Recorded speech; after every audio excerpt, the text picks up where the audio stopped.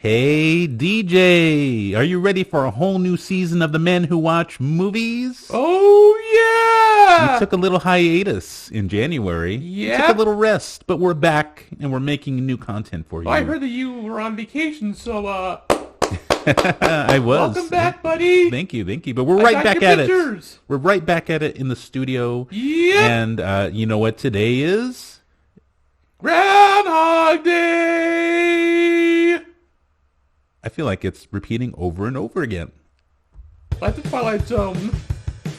We're a couple of guys who like to watch movies, cinema nerds who made it our duty to make a show where we break down, discuss, and review.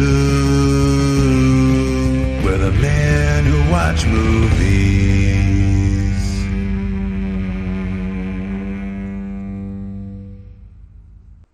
Hello, and thank you for joining another episode of The Men Who Watch Movies, Season 2. My name is Alec. And my name's DJ the Movie Man Wagner, also known as the COE of the Men Who Watch Movies! And here with me is You forgot my name? the Vice President of Entertainment! Won't you welcome Alec Castrahone? Let's give him a big Movie Man welcome!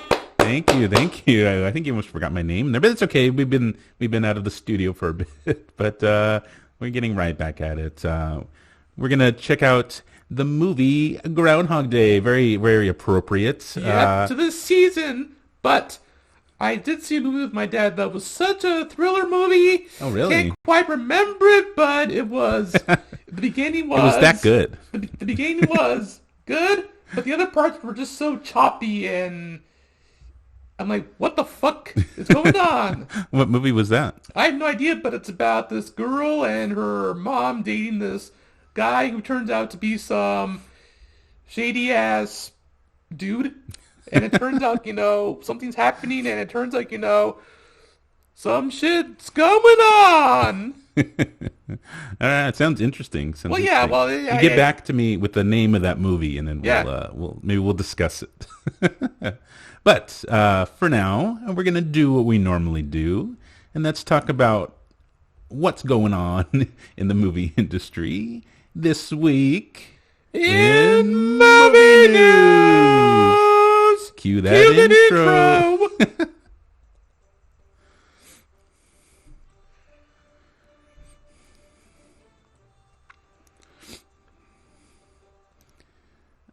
All right. Please excuse any mistakes that might pop up in this video. We're trying a new thing, a new program where we don't have to edit as much. And you're going to see some errors, but we're just going to go with the flow. It's a part of the fun of doing a podcast. It's New Year's resolutions to try something new, just like this. Oh, yeah, definitely. Don't you worry, movie fans. We're still here. All right. As for this week in movie news, our first bit of movie news. Viola Davis is reprising her role as Amanda Waller. I thought they're wiping the slate. I have no That's the character's idea, name, but right? DC is... I have no idea. It's bizarre. It's different. I mean, I don't know what's going on. Marvel's a little higher. DC's a little bit lower. I have no idea what's going on. Me neither. So apparently James Gunn was saying that they're keeping some of the old characters. Like Viola Davis. I mean, she did great in the role. It's a no-brainer to keep her, but no doubt. Early on, it sounded like they were going to get rid of everybody, which they did get rid of most of everybody. Well, they got rid of Henry Cavill, so he came out on the defense recently saying that, we didn't fire him. He just wasn't cast as our Superman. So, technically, he's right, I guess. I mean, if they're going to cast Superman, cast him. I mean, don't confuse us. I mean, we want our Superman. So we'll see what happens with that. Yeah. Yep. Let me see here what's going on. James Gunn, he recently just announced a new slate of DC movies and TV. This is exciting. So Superman Legacy. It's going to be written by Gunn, and it's going to come out July 11th, 2025, and it's going to focus on Superman balancing his Kryptonian heritage with his human upbringing. It's going to be a younger Superman. Ooh. What do you think of that? Oh, it looks very, very interesting. Yeah. But yeah, these changes are so different, and I understand why, but kind of, I mean, it's so different. But I mean, I just want Henry Cavill to be Superman again and Yeah, again. he was great, but yeah, we'll see who they Yeah. bring in as the new Supes. And then there's going to be the Authority. Wildstorm characters will join the DCU as members of the Authority. Take matters into their own hands to do what they believe is right. I don't know what the hell that means. I'm not familiar with a lot of the DC comic books. I'm more of a Marvel guy, so I don't know. I don't know what that entails. Then there's going to be a new Batman. A new Batman. No, they're not getting rid of Robert Pattinson. They're keeping what they call the Elseworlds series, so they're still doing the Batman. It's going to be called the Batman Part 2. But there's going to be a Batman movie that's in continuity with the DC universe. The Penguin? No, it's called Batman: The Brave and the Bold. Oh, with Robert Pattinson? No, so there's two separate Batman movies in the works. It's just confusing. This is confusing, DC, but for us veteran superhero movie watchers, we're used to this kind of thing. But to the average moviegoer, it could be a bit confusing. But they're keeping Robert Pattinson for the Batman Part 2. And they're doing a separate movie with a new Batman called Batman, the Brave and the Bold. It's going to introduce Batman and Robin. But it's not the regular Robin. It's going to be Batman's son. So this is going to be interesting. It's going to look interesting. So, Damian Wayne. And they're doing a Supergirl movie called Supergirl World of Tomorrow. It's going to be like a science fiction-y type adventure movie. They're doing a Swamp Thing. I believe I don't know if it's a movie or a TV series. It might I have be a no movie. idea, but it is like out there. But Yeah. let's just see what happens, ladies and gentlemen. Yeah, they're doing a Swamp Thing movie. And then they also announced some TV series. They're doing, Viola Davis is coming back as Amanda Waller in a TV series. And then they're doing a movie about a character called Booster Gold. They're doing a TV show about the Green Lanterns, and this is all going to tie in with the cinematic universe. And then they're going to do a movie or show called Paradise Lost, set in Themyscira, home of the Amazons and birthplace of Wonder Woman. This drama focuses on the genesis and political intrigue of an island of all women. So this is interesting. So they're really kicking off a lot of the lore of the DC universe.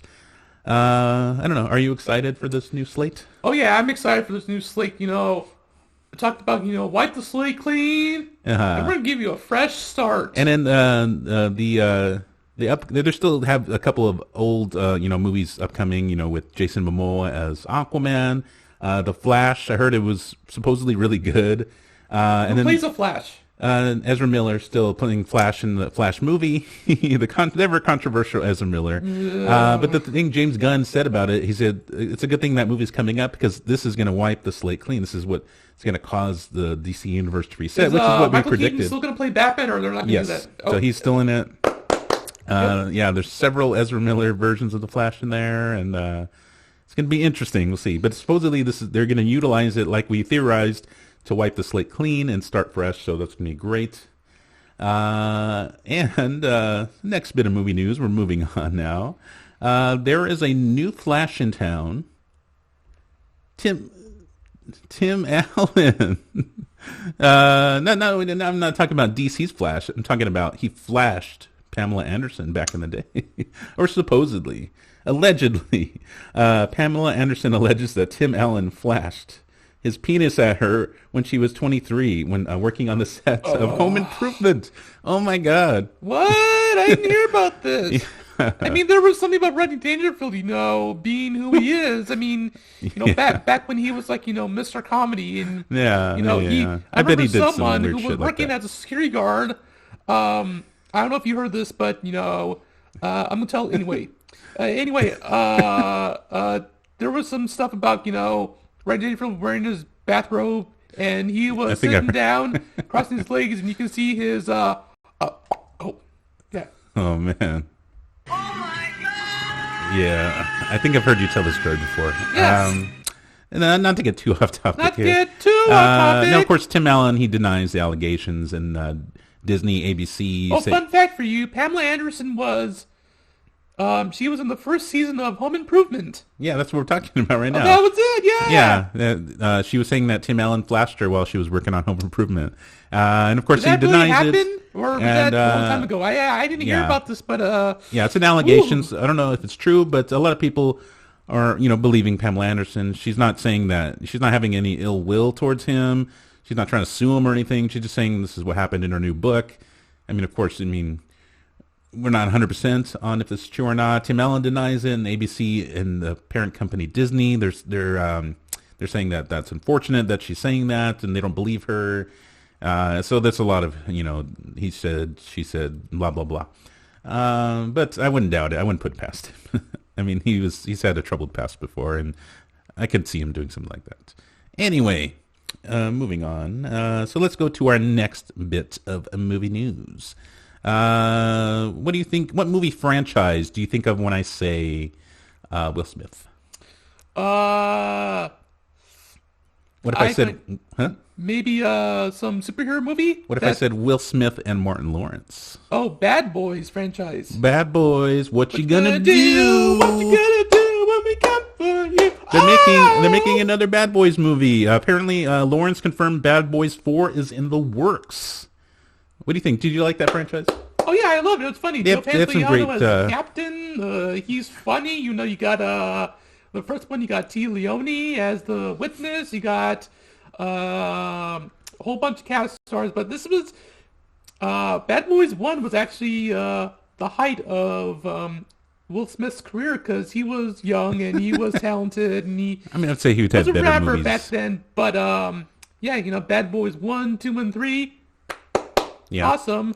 Yeah, so they're making a fourth one that's in the works. So that's gonna be interesting to see that. Yeah, it's fantastic. The camaraderie, the talent, the stuff in there. But yeah, I mean, yeah, they do have some excellent chemistry funny. together. I love You know what? Movie's not in the works anymore.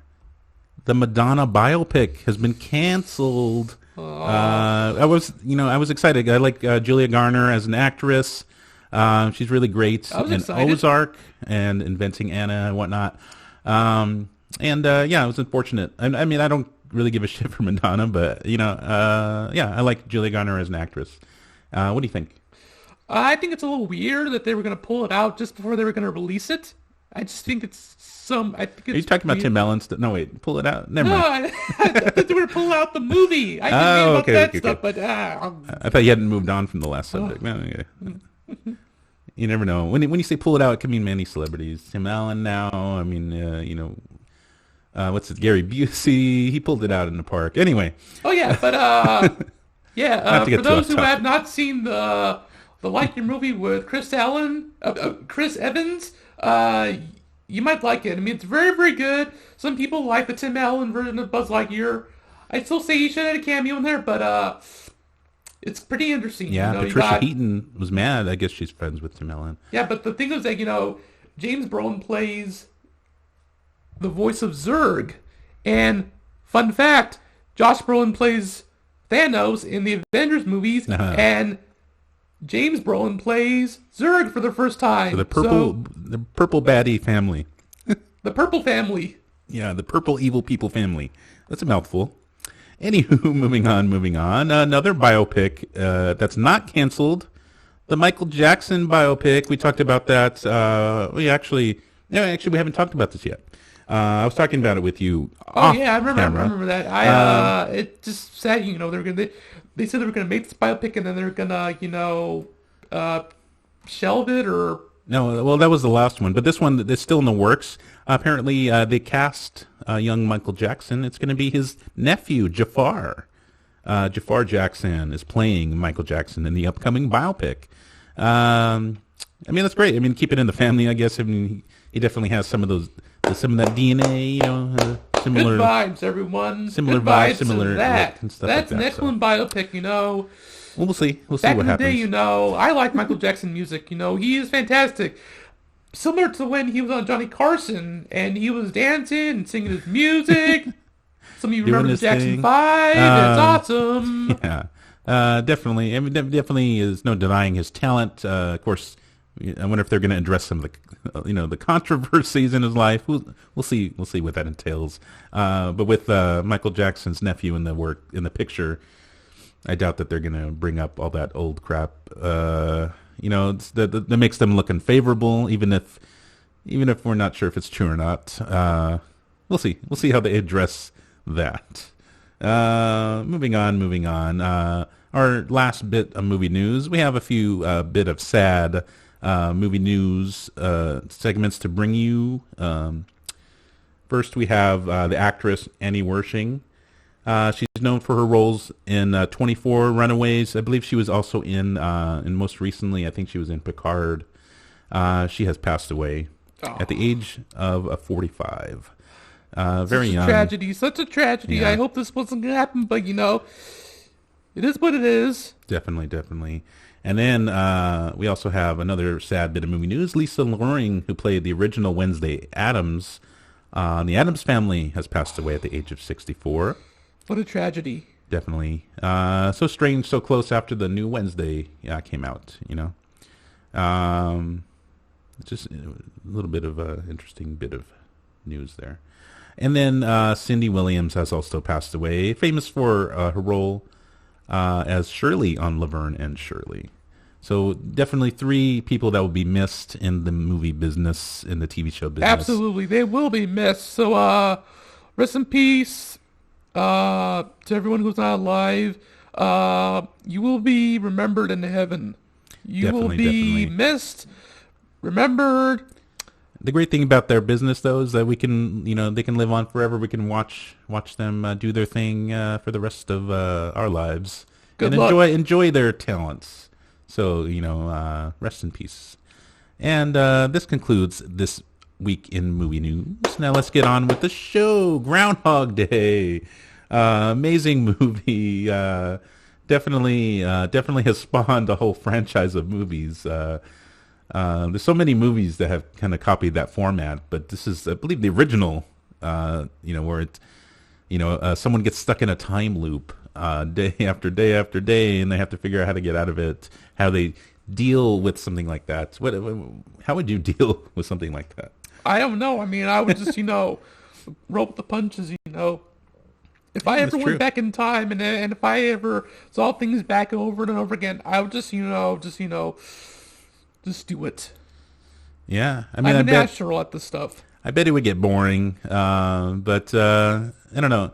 It looks kind of fun. Then again, being in it for like eternity, or well, not eternity. I mean, eventually gets out of it. Spoiler alert: he eventually breaks the loop. But to be stuck in it for that amount of time, it's got to be intense, But I think that'll be kind of fun, for the first week or so, just kind of getting to live the same day over and over again. Until it would not be fun. What would you say? What's your favorite part of this movie? Okay, we have some great actors in there. Bill Murray is awesome. The second part of the movie is awesome. Bill Murray's brother. Oh yeah, is funny.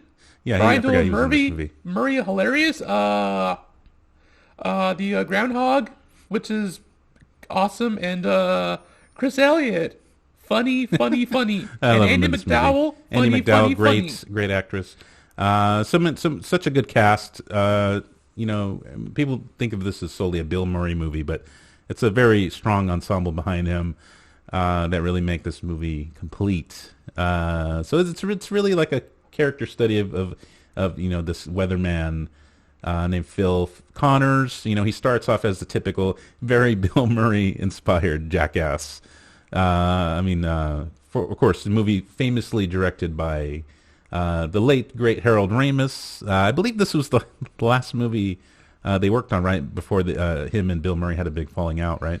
Yeah, I heard about that. They had a big falling out, and Bill what was Murray's that about? A jackass.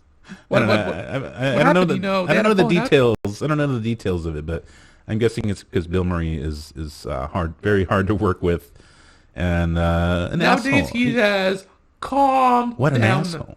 Huh? Nowadays he has calmed down a little bit. Not like a little bit. Yeah, a little bit. I don't know. Well, I mean, I haven't worked with the guy. He's Bill Murray, but the things that he has to just lay low and not be in the tabloids at all. Yeah, I mean, the last time we talked about him, he was inappropriate with somebody on set, I and think that's just blown over. yeah, I mean, kind of, but he fessed up to it, and he said he was making amends. Oh my God! He admitted! But, I don't know. Yeah, he's been laying low. We're going to see him next in Ant-Man and the Wasp: Quantumania. Oh, that's right. He plays and, like the mayor of like Tiny Town or whatever it's called. Oh yeah, Jonathan Majors, Yeah. who I have not seen before, plays King the Conqueror, and basically what happened was that they want to make a more like the comics, and they want to make it more violent, because if you thought Thanos was scary, woo, watch out for this villain. Yeah, He's yeah, he looks creepy. imposing. Like Jonathan Majors is killing it, man. I can't wait to see him in Creed. He's Was it Creed ripped. 3? Yeah, He's completely ripped, I mean, like, if there's no CGI, I mean, it's all him, but he is Oh, yeah. ripped like crazy, he's like, buff and cool. yeah. I need some tips from his trainer. I'm still carrying that holiday weight on me. Anywho, not to get too off topic. But yeah, Groundhog Day. So the very Bill Murray-esque character in Phil Connors. He's just a big jackass to everybody. Very cynical. He's a weatherman for Channel 9 Pittsburgh or something like that. Yeah, I think it was like Channel 9 Pittsburgh, and then we see him doing the weather and whatnot, and he has to head out to Puxatawny to do the celebrations for Groundhog Day. He's not very thrilled about that. He's done it four times in a row, I believe. And his co-anchor on the news is like, "What is this, your third time?" And you can tell he's like not happy. He's like, "It's four, Nan, four." He just he hates the atmosphere, the whole little hometown vibe. I think it looks neat. I think it'd be fun to go down there for Groundhog Day. yeah, maybe. Maybe that'd be fun. I think it'd be fun. They're dancing to polka and whatnot. But Bill Murray, he is having none of it. He calls him Hicks. Yeah. And that's the way, movies are, they're either good, they're bad, or they're shitty, or they're just plain awful. Yeah, but this one is not. Oh, this one is awesome and hilarious. Yes. Yeah, and so we have there's a new producer, Rita, played by the great Andy McDowell. She's very opposite of Phil Connors, very happy-go-lucky, and she's like a ray of sunshine, which is very, very not Phil Connors. And at first they kind of they have clashing ideals, and they're kind of like opposing each other. So she's not she doesn't hate him right off the bat, but you could tell she doesn't take a shine to him. And then there's the cameraman played by Chris Elliott. Chris Elliott's hilarious. Ultimate. Although he was in Eagle Heart, the Adult Swim TV show about him playing a U.S. Marshal that goes completely comical. Yeah, it sounds interesting. Yeah, it looks very funny, bloody, but Bloody. well, in a way, I mean, like, What is it about? Some U.S. Marshal, doing some justice, and maybe he has the heart of an eagle. Well, that sounds okay. You sold me on the show. I got to watch it now. But yeah, he's hilarious. He's like the ultimate goofy guy. Sometimes he comes off as creepy, but he's hilarious. Oh yeah, he's hilarious. He was in Everybody Loves Raymond. Oh yeah, he he's was been in a lot in of great other stuff. movies such as Osmosis Jones. Hilarious. He was in a couple of King of the Hill episodes. So Oh yeah, he's been in a lot of stuff. But kudos to Chris Elliott. Yeah. what did I forget? What is his character's name in this? Larry. Larry. Yeah, Larry. Yeah, so he's a camera guy. They go on the trip to Puxatawny. And, Phil is not concerned with, doing a quality broadcast. He just wants to get in and out. As soon as he gets there, he criticizes the hotel that they stay at. But it turns out that they got him a separate, and that Rita, played by Andy McDowell, she got him a separate bed and breakfast because she knew that he wasn't going to like the hotel. He called it a flea bag, and he didn't want to stay there. And so he's like, "Hey, you're doing a great job. That's the most important thing. Keep the talent happy." and then they just they criticize him for saying that, especially Larry. He's just like, yeah, I love that line that he says in the movie, prima donnas. He's like, did he really call himself the talent? The reference to every actor. Yeah, I know, right? That sounds like something Bill Murray would say. Keep the talent happy. Yep. And I always keep the talent happy with my podcast and this podcast. So, yeah. Give yourself a round of applause. Yeah, and so he stays at this bed and breakfast. You can tell he's just not, he's just not digging the vibe. He goes and gets a night's sleep and wakes up to the lovely Sonny and Cher. I got you, babe. Every time I hear this, I can't. It's synonymous with this movie now. We're the men who watch movies. Oh, we we're doing love a parody. those films, and every time we love those films, 'cause we're so happy, man. I got those films. Yeah, I got those films. All right. Not to get too off topic. Yeah, so he stays at the bed and breakfast. I like the scene where he's like going to take a shower, and he puts the toaster in the bathtub, like. Oh well, that's later on. Not to get too ahead of ourselves. Oh yeah. Well, I'm getting ahead of myself as well. That's not till later, but anyway, he wakes up, and he goes out to what's called Gobbler's Knob, where they do the Groundhog Day ceremony. He's just trying to get through this. He's not too happy with the whole. What's that face you're doing? I like a groundhog. Oh, you see? I wasn't sure where you were going with that. You see? Like a groundhog. Like a groundhog. You like the guys with the prominent upper teeth? Yeah, that was kind of terrifying. Anywho, yeah, so he just doesn't give a shit. This is his last time doing it. He's going to move on to other things. And then they're done with the broadcast. He goes back to the well, initially he wasn't trying to go back to the bed and breakfast, right? They were trying to get out of town. They wanted to get out Puxatawny as fast as they could. Yep. Initially he did a weather report saying that there was a blizzard, but it was going to blow past them to the east, and it was going to miss them. But then the blizzard came after Puxatawny Phil saw his shadow. It's a premonition. I always wondered, did Puxatawny Phil really have something to do with this curse that was on Phil Connor's life? I don't know. He saw his shadow, which actually today Puxatawny Phil saw his shadow. So I'm a little afraid that I'm going to wake up tomorrow and it's going to be today again. Yeah, it's just like current events. Not talking about Groundhog. Groundhog Day. But if there is some news about it, then yeah. Yeah, so Puxatawny Phil saw his shadow. The blizzard ended up hitting, and they couldn't get out of town. Phil Connors was insistent that the storm was going to push off to the east, and then the sheriff that he was talking to, he's like, "Buddy, you got that moisture on your head.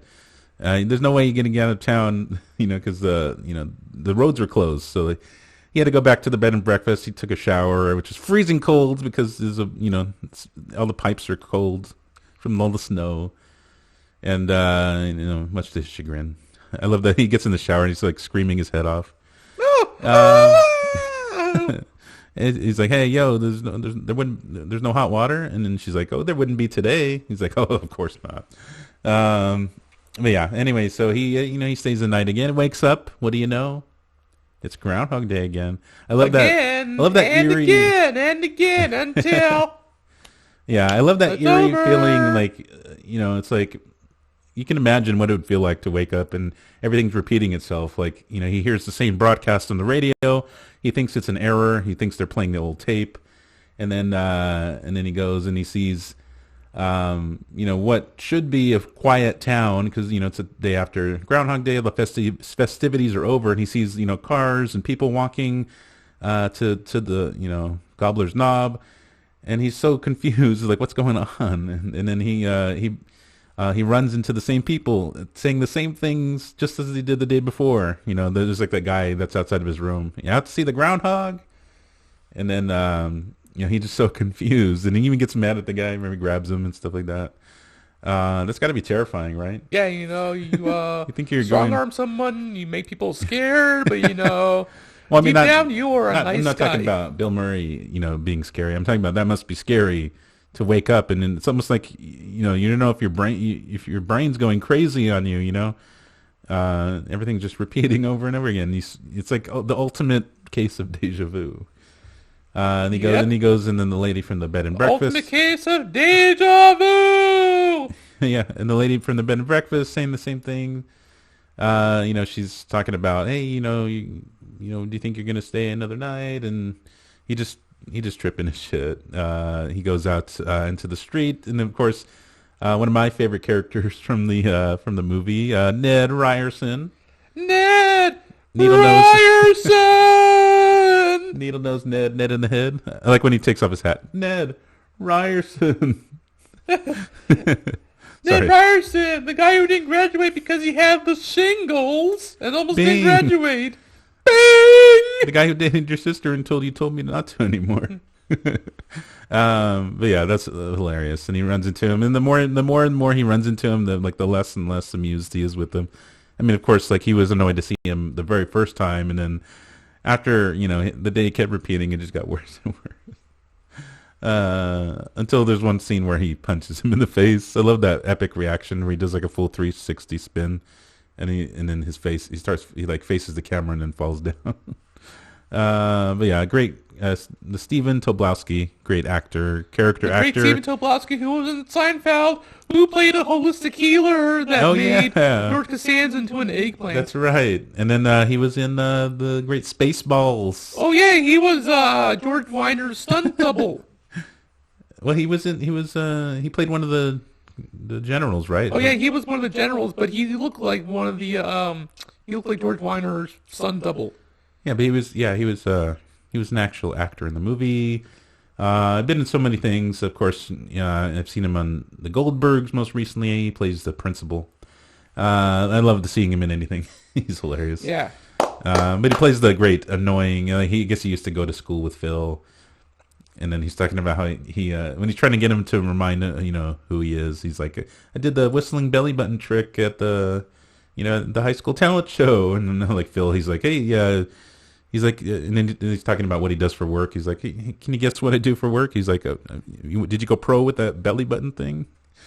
No, but he sells insurance. He's trying to get him to buy insurance and whatnot. Yeah. Anyway, he gets back to. He meets up with Larry and Rita at Gobbler's Knob again. Everything just going, as it did before. Everything's repeating. He's tripping out and he's freaking out. He looks so disconnected. And then he goes to the bar to have a drink and whatnot. And he doesn't know what to do. I don't know. It's just weird, having to go through. Like, what do you think you would do if the day repeated? I would just, roll with the punches. I would just be there until it would all end. Because, stuff like that, but just, I would just take it with a grain of salt, and just, just go with the flow, just do whatever, I would just, just look at it, and if I were invented a time machine, then I would just, to see the times that I missed, from 1970s through the 1960s, and see what the you go days back- were like. Interesting. Those were the days. Nice. I like that scene when he goes back to the bed and breakfast, and like he gets that pencil because he wants to do like a test to see like if the day is really like repeating itself or if it's just his brain tripping out. So he takes the pencil and he snaps it in half, and he sets it on his nightstand, and he wakes up the next day. The pencil's there. It's perfectly one piece. I love that scene. Initially, do you remember? This is a little movie trivia for you. Do you remember what that scene was initially supposed to be? Was it Phil Connors going to Gobbler's Knobs again? staying in the bed and breakfast. Well, yeah, I mean, but instead of him breaking the pencil, do you know what was supposed to happen? Uh, I don't know. He was initially that scene was supposed to be him trashing the whole entire room that he was staying in. He was gonna like break stuff and I think like spray paint the walls or something. Like he was gonna completely destroy the room and then wake up the next day and then the room was back, in one piece. But they decided it would be more cost effective and more poignant, just to do it a very understated moment where he breaks the pencil and he wakes up and it's in one piece again the next day. So I thought that was brilliant to go with that. It was more subtle and a little more, it kind of highlights the moment with such a small just a little gesture like that. What do you think? Would you rather seen the scene where he trashed the room? Maybe. Or something like that, because I don't know. Yeah. I mean, like, if they were going to put it in the film, then I have no idea. But, this season, Groundhog Day, symbolizes, the Groundhog Day showing his shadow. Maybe, but I'm just, I like the movie Groundhog Day in general. I love it for its nostalgic quality. You got the good cast members in there. You got Bill Murray, Andy McDowell, Chris Elliott, and Brian Dolan Murray, Bill Murray's brother, who was in different movies before he was. Oh yeah, he's like famous. He's like the Clint Howard of the Murray family. He always pops up, and he always pops up in his brother's movies. Anywho, not to get too off topic here. Of course, he thinks he's going crazy. I think at some point he tells like Rita that the day's repeating over and over again, but she wants to hear none of it. She thinks he's just being stupid, or either that or he's crazy. So he goes to a doctor to get his head examined, and it turned out to be Harold Ramis. Late Harold Ramis, who we miss so much. R.I.P., buddy. We're gonna miss you so much, but we're gonna watch your films, buddy. Yeah. By the way, I liked your directing in Caddyshack. Oh yeah, that movie's great. There's like a Super Bowl commercial out where it's like it references Caddyshack. Have you seen that? I have no idea, but I didn't see it. But I just saw it on the news this morning. I thought I'd share it with you all. Anywho, not to get too off topic. So Harold Ramis pops up as a doctor examining his head. Maybe he's thinking that he has some kind of something wrong with his brain, but he examines. He's looking at an X-ray or a CAT scan or whatever, and he's like, "There's no spots, no clots, no tumors, no lesions." Well, Mr. Connors, I don't know what there is, but what were you hoping to find? The blizzard. Oh no, yeah, that's right. Because he was saying like, is like if you want to. He was saying like something. If he wants like a more elaborate test, he's got to go into Pittsburgh. And he's like, "Well, I can't go into Pittsburgh." He's like, "Why can't you go into Pittsburgh?" The blizzard. And he's like, the blizzard. He thinks he's crazy because the blizzard's not supposed to hit. He's like, "You know what you may need, Mr. Connors?" He's like, "What, a biopsy?" He's like, "No, a psychiatrist." So then he goes to a psychiatrist, and then the psychiatrist, he looks so like terrified. He doesn't know what the hell to do. Sad and terrified. I mean, just imagine like Nicolas Cage. I mean, obviously he thinks he's nuts. But yeah, he has no idea really how to handle this. He's worked with like families before. He just recently got like an alcoholic on his caseload, but he doesn't know how to deal with them. So the only thing he can recommend is to come in the next day. But of course, there is no next day for Phil. I like that scene where he gets the pillow, he puts it over his face, and he starts punching himself in the face. Yeah, that's a classic scene. He's like, "Is today not good is tomorrow not good for you?" Well, it's a nostalgic movie that deserves some nostalgic awesomeness. Yeah, and then he goes to get drunk with those two guys. Remember that? I don't know the actors' names. I forget. One of them was in The Burbs. Yeah, he was funny. But the thing was that he was in Die Hard, and he played one of the construction workers. That's right. That shut off the electricity. So you might know what that happens. It's like it's pretty it's a disaster movie, but it's really really good. Yes, we talked about the wonderful Die Hard before. I love the Burbs as well. I want to talk about the Burbs eventually. Maybe when we get to Halloween again. Yeah, the thing that I wish that they would make is a Punisher Max Kingpin movie, live action with Vincent D'Onofrio and someone else to play the Punisher. Not to get too off topic here. Not to get too off topic here. I'd love not to get off topic. But yeah, so he gets drunk he's at a bowling alley with those two guys that he just met. And, talking about how, he wishes that, he could live a different day over and over again. He's like, why do I have to live this day over? Like, he was talking about this one time where he was with a woman, and he wishes he could live that day over and over again, not when he's stuck in Puxatawny, Pennsylvania. And then they're talking, and he gets the idea that, hey, what would you do? Just like I asked you, it was, he said, what would you do if if there was no tomorrow? And they're like, if there's no tomorrow, we wouldn't have any consequences. We could do whatever we wanted. And then he gets he gets inspired, and he starts driving around, and he ends up crashing into things and knocking over mailboxes, just wilding out. He even starts getting chased by the police, and then Phil is just going off the rails. Or actually, should I say, he goes on the rails. He starts driving on the railroad tracks. Don't drive on the railroad tracks. Yeah, I love that scene where he's like listing a bunch of rules he had, from growing up, and he's like, be nice to your sister. He's like, oh yeah, and don't drive on the railroad tracks. And then the guy's like, that's one I happen to agree with, Phil. And then like driving on the railroad tracks, and then the cops are telling him to stop. They're like bouncing up and down. Hey, we're talking in here. That's pretty funny. And he swerves at the last minute. There's a train coming, and then they end up crashing.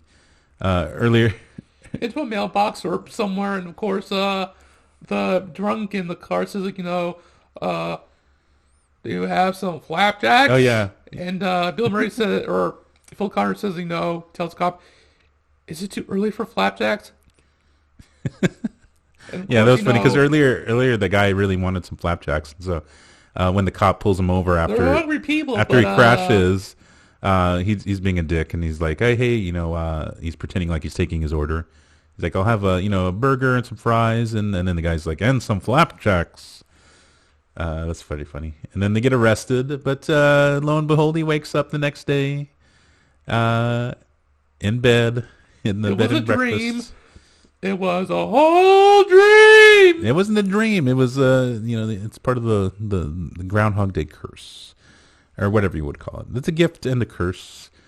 But he's super happy. He's jumping up and down, and he even asks the bed and breakfast lady, "Hey, there's, you haven't seen anyone looking for me, like official looking guys in a uniform with like a nightstick?" And she's like, "No, where they're supposed to be." And he's like, "Nope." But yeah. Yeah, it's a nostalgic movie with nostalgic quality. I give it a thumbs up and a 10 out of 10. Yeah. I mean, it's a really a roller coaster ride for him because, at this point, like, he sees this as a very good potential to get ahead. Like, he has no, like the guy said, they have no consequences. So he even goes into, like, stealing. He steals a bunch of money from an armored truck when there's like an old guy who's like a guard for the armored truck, and he drops a roll of quarters on the ground, and he times it just perfectly. He's been there for so long, he knows when they're going to drop it, and when a car passes by, and he walks and steps up, grabs the bags of money, and he's doing stuff like that, and he even starts to fall in love with Rita, the producer, and he sees that as a way to take advantage and learn everything about her to make her fall in love with him, which is, it's very skeezy if you ask me. Or sleazy. I have no idea, and but sleazy and all the makes, above. Sense because the movie is a comedy and it's nostalgic and it's awesome, and I highly recommend it for you movie fans. Yeah. Because today is Groundhog Day. But it's interesting to see like that character, evolution for him because. He's like I said, he's very skeezy and whatnot, and his intentions are very unpure because like he likes Rita, but I mean he's not the kind of guy that would be good for Rita, and they wouldn't be really good as a couple. But he's manipulating the situation because he's living the same day over and over again. He goes and he learns everything about her, and he learns the responses that she doesn't like, and then he changes it the next day. And he was talking about, she's like, I majored in poetry in college, and he's like, oh man, what a waste of time that was. And then it offends her, so the next day, then he actually learns some French poetry and he starts reciting it to her, and it's just so sketchy, But that's the character of Phil Connors, because he has to go through this whole journey, this whole adventure. It's kind of a morality lesson for him, right? Yeah, it's a very premonition. It's very different. Something similar to that movie. I have no idea what it's called, but it's something. I have no idea what it's called. Bear with me, ladies and gentlemen. What is it about? I have no idea, but it's something. I have no idea, but maybe it's almost like Scrooged, the movie with Bill Murray. Oh, okay. Oh, yeah, kind of. Yeah, kind of. It's a very like a Scrooge-esque journey. You're right. Exactly. I mean, because he starts off as an asshole, and it has that stuff. It has that grandeur. It has that high octane of music, and it has Danny Elfman music. By the way, I wouldn't call Scrooge is Danny Elfman music. Oh, interesting. It makes sense because it's made in 1988, way before Michael Keaton Batman. So.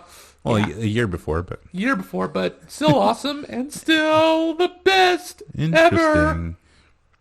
Interesting. One of my favorite Bill Murray movies ever: Scrooged and Groundhog Day. Okay, you convinced me. And his other movies, which I have forgotten. Ghostbusters, Caddyshack, Ghostbusters, Meatballs, Stripes. Oh, John Candy! I love John Candy. Just to name a few. And Harold Ramis and Stripes. Harold Ramis, when he had his afro, and then he had his, then he shaved it off his afro. I have no idea what happened. Anyway, not to get too off topic here. What was I talking about? Groundhog Day? Well, yeah, but I'm totally off topic. I can't remember what I was talking about. Oh yeah, he has to go through this journey. You said it was very Scrooge-esque. Yeah, very Scrooge-esque. He starts off as the big jerk, and he evolves into being, into his morality, is forced to evolve, seeing the world in a different perspective. Except there's no ghosts in this. It's the device is the repeating him days over and over again. It's almost breaking him and rebirthing him into a better person. So eventually he gets so good at kind of charming Rita that he almost gets to get her to fall in love with him. He learns everything about what kind of dessert she likes, what kind of poetry and everything about her, and eventually they have like this romantic moment where they're building a snowman, and it's very organic. And there's the wonderful Ray Charles playing in the background. I love that song. And I can hardly speak. My heart is beating so. You know that one. And it's very romantic scene. They fall on the ground and they're looking into each other's eyes. And they go back to his room, and there's a point where he oversteps his boundaries, where he's trying to get her to stay the night, but they just literally met that day. If you're looking at it in context, like he feels like he's known her for forever because he's repeating the same day over and over again, but she has literally known him for like that day, and so he's trying to get her to stay. And he has Rocky Road cooling on the windowsill. It's like homemade ice cream or some shit, which is her favorite ice cream. And then he has some fudge that he was gonna, I guess he had bought for them. And he planned this whole evening, and he was gonna read her French poetry or some shit. And then he starts to overstep his boundaries, saying that, which is not cool, by the way. Saying that overstepping boundaries is slippery slope. Saying, and he says that he loves her, and then she's like, "Love me? You don't even know me." Like, and then he's like, "No, I know you." And then she starts thinking about it, and she starts thinking how ridiculous this is, how fast everything is going, and then she starts to leave, and she starts talking about how, and then I forget why she mentions it, but at some point she mentions how she hates fudge, and then so he kind of makes a mental note, like he's been doing this whole time. He's like, no white chocolate, no fudge. And she's like, what are you doing? You're making like a note? Have you been talking with my friends? Is that how you know all this stuff about me? And then she totally goes off on him, and she slaps him and leaves. He keeps trying the next day and the next day, but then it just keeps ending in failure after failure. And of course, she's mad, and of course, Yeah. Bill Murray is all sad that he has changed his ways from being a grump to a happy man. It gets really dark before that. I love that scene the next day. He tries it again, and he almost gets it to go the same. But there's the romantic scene that I was talking about with the snowman. There's like a part where in the first time it happened, where like there's these kids that start throwing snowballs at them, and they start playfully throwing snowballs back at them, and that's when they fall, and then they embrace and whatnot.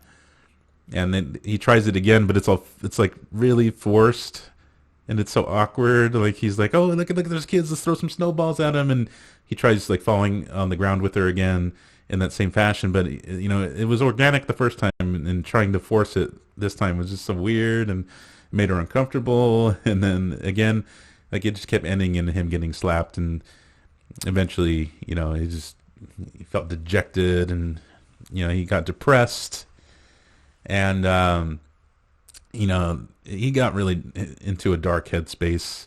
There's one point where he's like, there's no way out of this other than trying to stop it at the source. So he goes and kidnaps the freaking groundhog.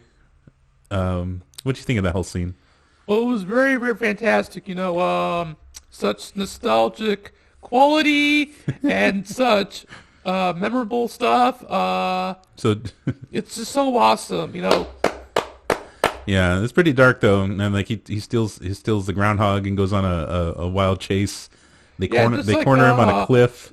Just like Grand Theft Groundhog Day. Grand Theft Groundhog, Grand Theft Auto Puxatawny, and then he drives off a cliff, and he crashes, and then I like how Larry's like, well, he could be okay, and then the car explodes in a big ball of flames.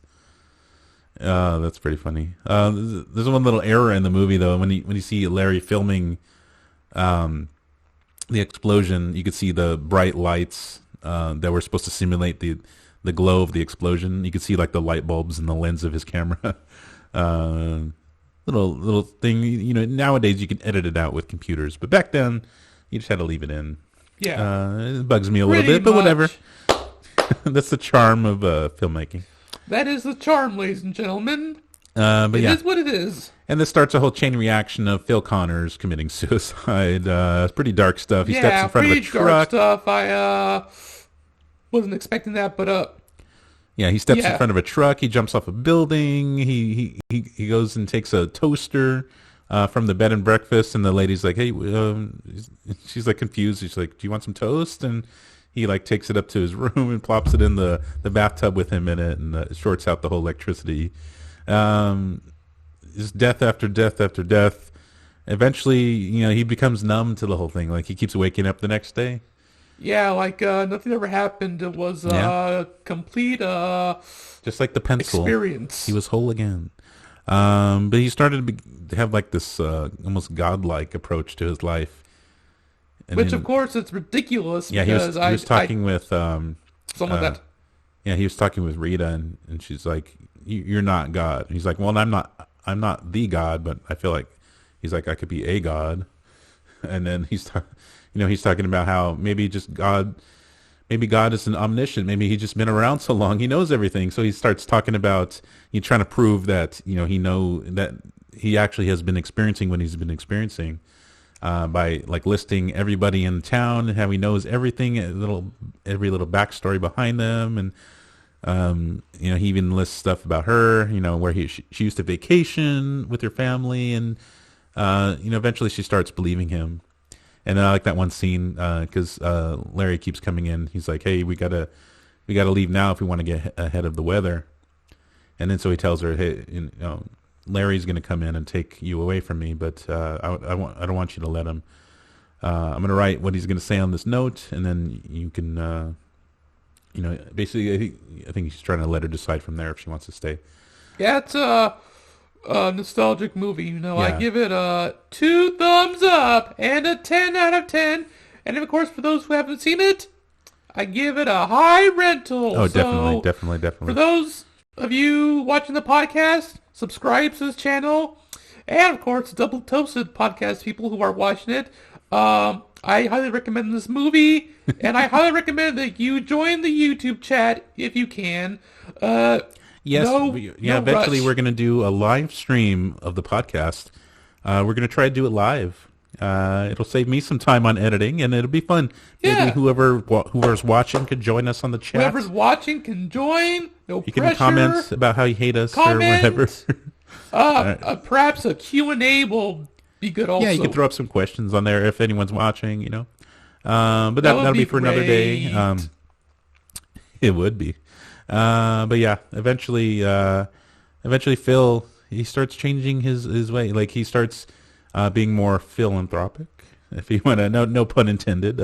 He starts helping old ladies with their car. He starts helping. There's a homeless guy, and this very sad scene where he's helping this homeless guy get Sad. some food. Really, And really sad. he goes into a little bit of a depression over that because no matter what he does, the guy ends up passing away, and he just becomes his whole vision on everything has changed. He stops trying to seek to enrich himself artificially, by stealing money and making people fall in love with him, and then he eventually starts to enrich himself in his soul, if you will. He starts doing things for other people, making people in the town happy. He stops trying to chase after Rita for all the wrong reasons. And he starts, she starts seeing all the good that he's doing in the town. He learns piano and he performs at the Groundhog dinner that he originally didn't want to go to. There's a newlywed couple that loves WrestleMania, but one of them is played by Michael Shannon! who plays the General Zod. With the soul patch, but he's like, WrestleMania, no way. that was him, and of course you made that, connection, so it's like, Yeah. very, very good, so it's like, General Zod meets Groundhog Day! Yeah. But I love that Funny. evolution of Phil, and eventually, he just, he becomes a better person for it. He had to be destroyed from the ground up in order to, have an attitude adjustment. Maybe that's what Bill Murray needs. No, I'm just joking. He needs to be happy. Don't worry, be happy, Mr. Murray. You gotta be happy. With Yeah. this good season, with this new year, you gotta be happy. You gotta throw caution to the wind. If you Yeah. know what I'm saying, buddy. Right.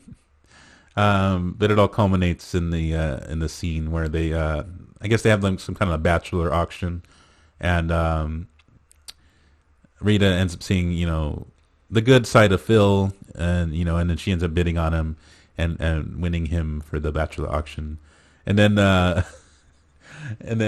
Larry, he decides to go up. He's so goofy. He's in his sweater. I like how earlier in the movie, Phil comments on him. He's like, "Hey, nice sweater, looking foxy tonight." They call him like a grandpa. Oh, thank you, Phil. Oh, that's so funny, Phil. And then, And of course, Larry comes up on stage. oh yeah, but he doing comes up on his, stage and he does like this weird dance and little shimmy. He turns and of around. course, He's like showing off his body. and of course, the old lady's like it. The old lady's like it, and he's like, Oh yeah, the old ladies that Phil helped. I guess they had a flat tire earlier in the movie, and then he goes and jacks up their car for them and fixes their tire. And they're the ones that buy Larry at the bachelor auction. They're like, "I bid 2 bits, sold to the ladies for 25 cents. I got him." He's like, "Oh shit." I wonder if he ended up going out on a date with her. probably not. They should do a movie based off of that. Oh yeah, a spin-off. Larry of, and the Larry and the Ladies. Good. But yeah, and then what's her name? Rita. Rita Rita? spends the day with the night with Phil. There's actually there's one scene I forgot to talk about. It was before the Groundhog dinner and everything went down. He actually spent the night with Rita ahead of time, and they were just kind of chatting and talking. And then it was kind of sad because they were really getting along. And then the next day, everything reset again. But this time, after she bought him in the bachelor auction, she spent the night with him again. And lo and behold, spoilers, if you know what I mean, if you don't know already. Was that an air horn? The spoiler buzzer, He wakes up, again, playing on the radio is I Got You, Babe. But this time...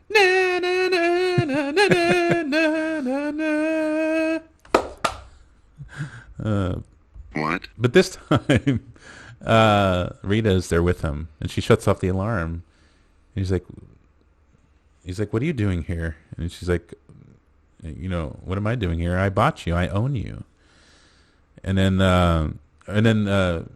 he thought she was going to disappear, and I forget what exactly the line was, but she's like, "You said stay, so I stayed."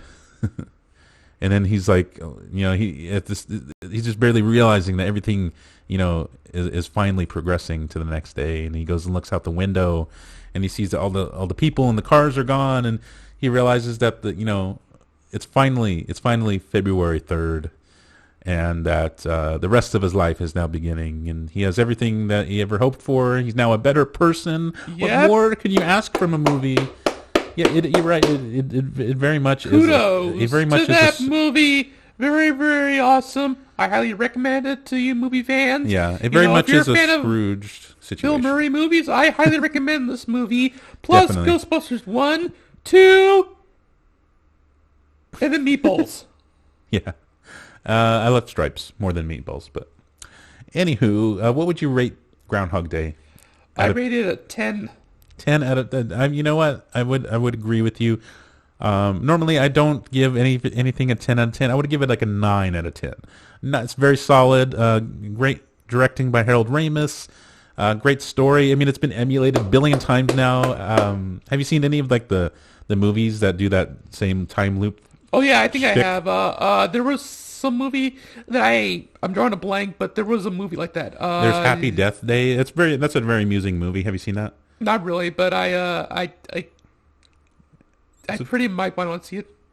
Yeah, and then there's another one. I can't remember. It stars the guy who played Crossbones in the Civil War. What's his name? Frank Grillo. Yeah, Frank Grillo. And he was in one. It's on Hulu. What's it called? I can't remember right now.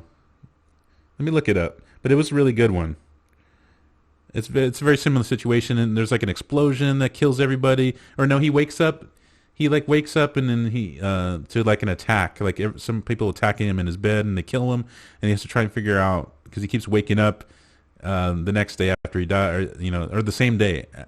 When he dies, he wakes up in the same day, same time. People come in. Each day he tries to get further and tries to not get killed to see what's going on and who's trying to kill him. It's a pretty interesting movie.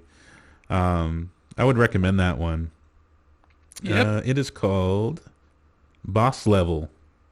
Ah, Check it out. It's very cool, and then the ending is really cool. It has a twist and whatnot. Yeah, it's really, really epic. This movie is really epic, really funny, full of nostalgic humor. It's hilarious. I just want to recommend this movie because this is funny.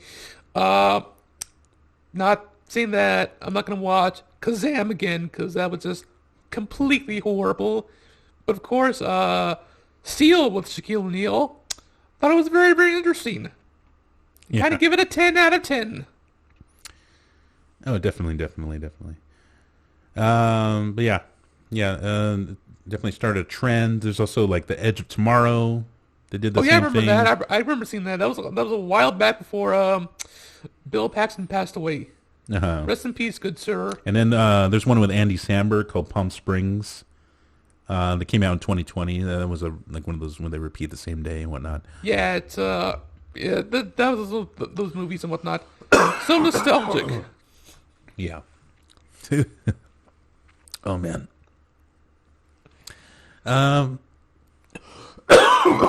Sorry. We're back. Well, that wraps it up for this episode of The Men Who Watch Movies.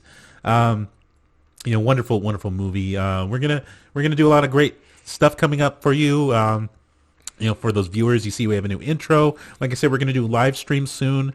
You can chat with us while we're doing the podcast. Folks, when we're gonna do the live streaming, be sure to watch and be sure to subscribe to the channel. Definitely. At Men Who Watch Movies.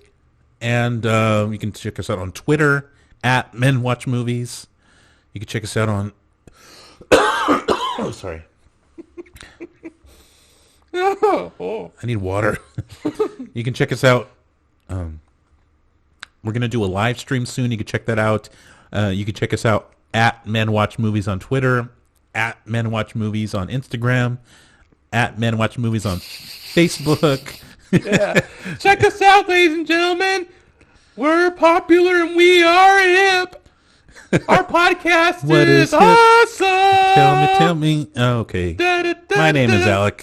And my name's DJ the Moon Man Wagner, also known as COE, the chairman of entertainment of the Men Who Watch Movies. And here with me is El Casterhome, the vice president of entertainment. So give him a big hand. Yay. Well, it's been wonderful doing this show with you. We'll see you next week. We'll see you next time, ladies and We gentlemen. got to remind you to keep on watching. I hope this video gets a lot of views. I hope that there's a YouTube chat.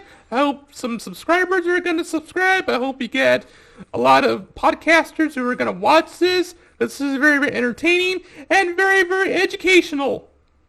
Definitely. Thank you, everybody. Thank you.